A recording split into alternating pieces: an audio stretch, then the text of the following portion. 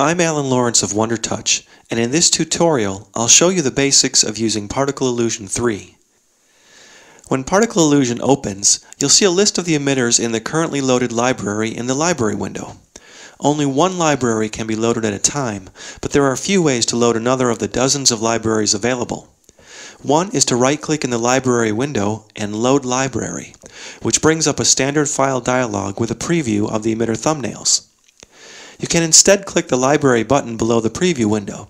It's equivalent to using Load Library.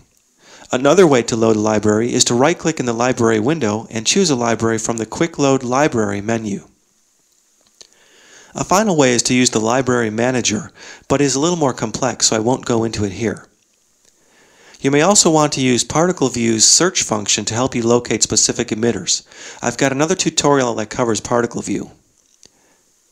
If you want to put the particle effects on top of video, right-click in the Layers window and select Background Image, then select the image, image sequence, or movie file that you want to load on this layer. You can also double-click the layer thumbnail image as a shortcut. If the video you're loading is a different resolution than the current stage size in particleIllusion, you'll get a message box that tells you this and asks if you want to change the stage size to fit the size of the video. Usually you want to click Yes.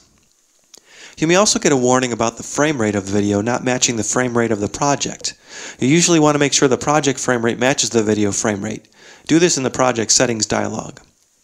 If you're not loading a video or image, you set the output size for your project in the Project Settings dialog. Now that the video or images are loaded, you can add your particle effects, make any adjustments, and save your output. To save an output movie or image sequence, click the Save Output button, specify the output format, the codec settings if you're saving a movie, and other output options. What output format should you use? If you won't be loading the rendered movie or images into another application such as your video editor or compositing app, then you may just want to render a movie file. Choose a modern codec that gives you decent quality, something that provides MPEG-4 compression like DivX, Xvid, or any of the other MPEG-4 codecs available. If you'll be loading the output into another application for further processing or editing, then you'll want to use a lossless output format to avoid recompressing the video, which can degrade image quality.